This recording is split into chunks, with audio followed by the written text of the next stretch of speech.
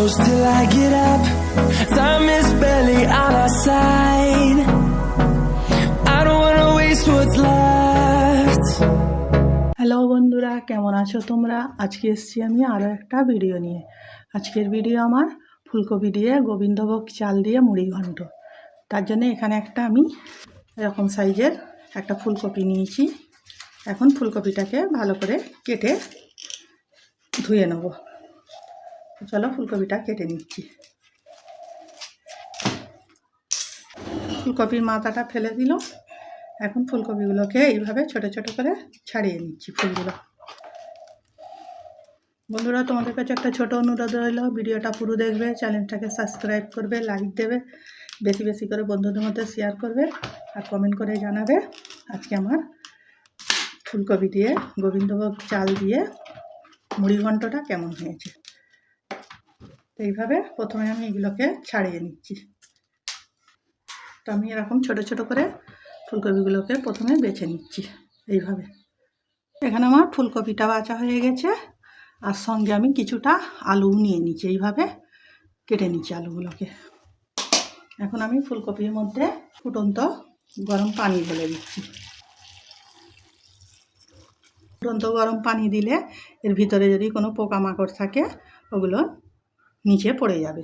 তার সঙ্গে দিয়ে দিচ্ছি অল্প একটু হলুদ আর সামান্য একটু নুন। এখন এগুলোকে ভালো করে একবার নেড়ে দিচ্ছি।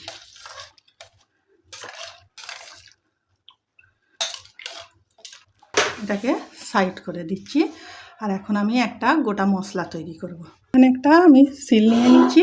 এর মধ্যে দিয়ে দিচ্ছি হাফ চামচের একটু বেশি জিরে, হাফ চামচের একটু বেশি ধনে, 2 ইঞ্চির মতো আদা নিয়ে এইভাবে কেটে নিয়েছি, 2টো কাঁচা লঙ্কা, অল্প একটু এর মধ্যে পানি দিয়ে এটাকে একটা বাটা মশলা তৈরি করে নিচ্ছি।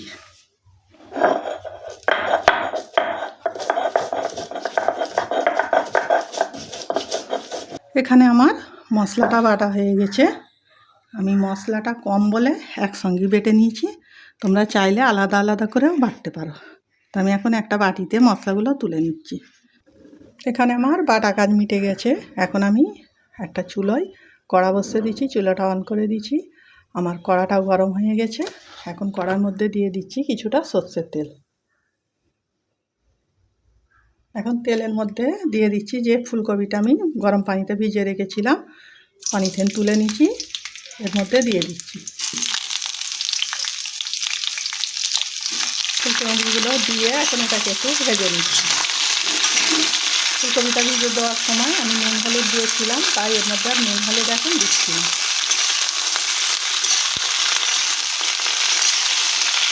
এখানে কপিগুলো আমার ভাজা হয়ে গেছে, আমি একটা প্লেটে তুলে নিচ্ছি।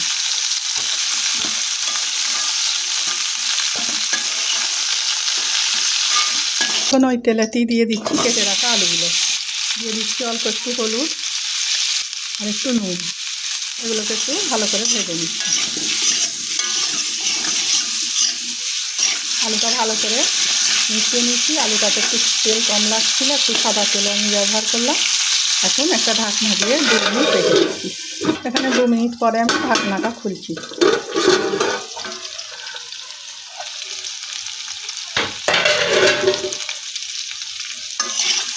আলুগুলো ভাজা হয়ে গেছে, আমি তুলে নিচ্ছি।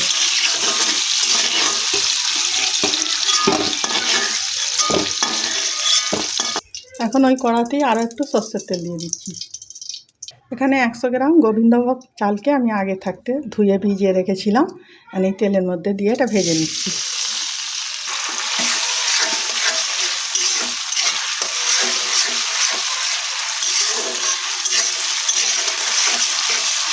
এখানে চালটা আমার ভাজা হয়ে গেছে, চালগুলো আমি এখন তুলে নিচ্ছি। এখানে আমার তেলটা গরম হয়ে গেছে, আমি তেলের মধ্যে দিয়ে দিচ্ছি হাফ চামচ গোটা জিরে, একটা শুকনো লঙ্কা, 2টো তেজপাতা।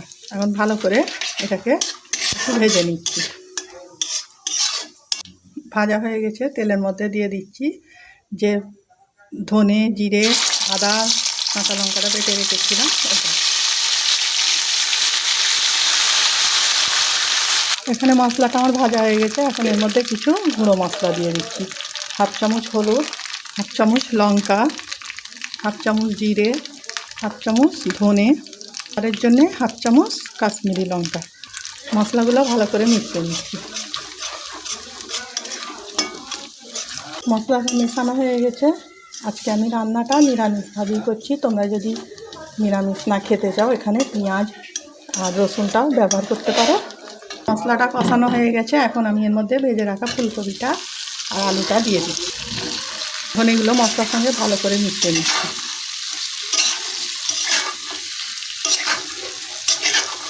অল্প একটু পানি দিয়ে দিচ্ছি, নাহলে মশলাটা নিচে লেগে যাবে।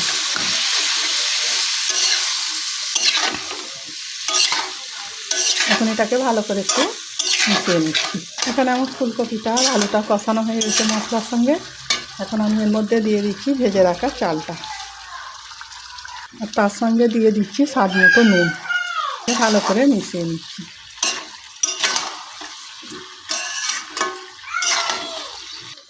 এখানে আমার চাল ভাজাটা মুড়ি আর আলুর সঙ্গে ভালো করে মেশানো হয়ে গেছে। এখন আমি এর মধ্যে দিয়ে দিচ্ছি পরিমাণ মতো পানি। এটাকে ভালো করে নেড়ে মিশিয়ে দিচ্ছি। এখন চাল, আলু, ফুলকপিটা সিদ্ধ হতে দিচ্ছি। একটা ঢাকনা দিয়ে চুলার আঁচটা লো টু মিডিয়ামে করে এটা সিদ্ধ হতে দিচ্ছি। দেখো এখানে আমি ঢাকনাটা খুলছি। দিয়েছিলাম, পানিটা একদম কমে গেছে। এখানে আমার কপিগুলো, আলুগুলো সব সিদ্ধ হয়ে গেছে। এখন আমি দিয়ে দেবো উপর থেকে একটু ধনে পাতা, দিয়ে দেবো অল্প একটু গরম মশলা। এগুলোকে একবার ভালো করে মিশিয়ে নিচ্ছি। এখন দিয়ে দেবো 2 চামচ মতো ঘি। এটা দিয়ে ঢাকনা দিয়ে চুলোটা অফ করে দিচ্ছি। এটা এখন 2 মিনিট রেস্টে রেখে দিচ্ছি, তারপরে আমি তোমাদের দেখাবো। তো এখানে আমি মুড়িঘণ্টটা তোমাদের পরিবেশ করে দেখাচ্ছি। এই ফুলকপি দিয়ে গোবিন্দভোগ চালে মুড়িঘণ্টটা গরম ভাতের সঙ্গে খেতে দুর্দান্ত লাগবে। তো বন্ধুরা, একবার হলেও বাড়িতে এইভাবে ট্রাই করে দেখবে। আজকে আমার মুড়িঘণ্ট রেসিপিটা কেমন হয়েছে আমাকে কমেন্ট করে জানাবে।